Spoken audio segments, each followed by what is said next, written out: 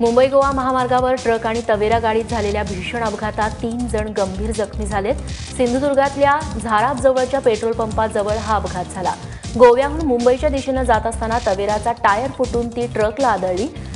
यात 3 जण गंभीर जखमी झाले तर दोन्ही गाड्यांचं मोठं नुकसान झालंय। जखमींवरती सावंतवाडी रुग्णालयात उपचार सुरू आहेत। कोल्हापुरातील कागल नगरपालिकेच्या वतीने राबवण्यात आलेल्या घरकुल योजनेत घोटाळा झाल्याचा आरोप भाजपकडून केला जातोय। मूळ गरीब लाभार्थी सोडून ही घरं सक्षम व्यक्तींना देण्यात आल्याचं उघड करण्यात आलंय।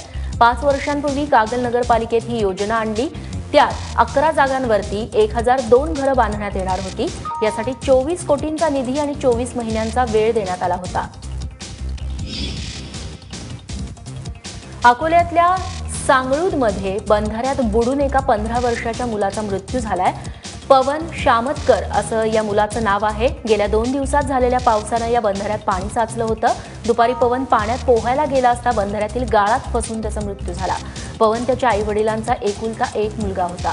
या घटनेनं सांगळूद गावात शोककळा पसरली आहे। भंडारा शहरात घरफोड्या करणाऱ्या अट्टल चोराला गुन्हे शाखेने अटक केली आहे। त्याच्याकडून 2.25 लाखांचा मुद्देमाल जप्त करण्यात आला। या चोरट्या विरोधात तडीपारीचा आदेश जारी करण्यात आलाय। जिल्ह्याभरात झालेल्या अनेक चोऱ्या दरोड्यांमध्ये याचा सहभाग असल्याचंही उघड झालंय।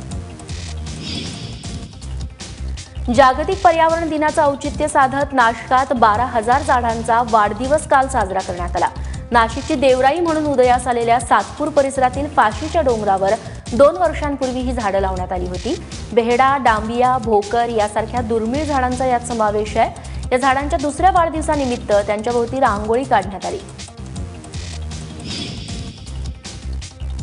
राज्याचे सहकार राज्यमंत्री गुलाबराव पाटील यांच्या वाढदिवसानिमित्त त्यांच्या जळगाव येथील पाळधी या गावी जाहीर सभेचं आयोजन करण्यात आलं। या सभेत त्यांनी सरकारला घरचा आहेर दिलाय। नोटाबंदीचा सर्वसामान्यांना काय फायदा असा सवाल करत नोटाबंदीच्या वेळी नरेंद्र मोदी यांनी केलेल्या भाषणाची त्यांनी नक्कल करून दाखवली। केवळ अल्पभूधारक आणि थकबाकीदार शेतकऱ्यांना कर्जमाफी करणं म्हणजे शेतकऱ्यांमध्ये फूट पाडण्याचं काम हे सरकार करत असल्याचा गंभीर आरोप गुलाबराव पाटील यांनी यावेळी केला। राजकीय पंढरी म्हणून ओळख असलेल्या बारामतीत मातीतल्या खेळांची जत्रा भरवण्यात आली होती। शहरातील शारदा प्रांगणातल्या या जत्रेत चिमुकल्यांपेक्षा मोठी मंडळी जास्त रमताना पाहायला मिळाली। मोठ्यांनी विटीदांडू, गोट्या, लगोरी, टायर पळवणं, भोवरा अशा मातीतल्या वेगवेगळ्या खेळांचा आनंद लुटला तर महिला वर्ग फुगड्या खेळताना दिसला।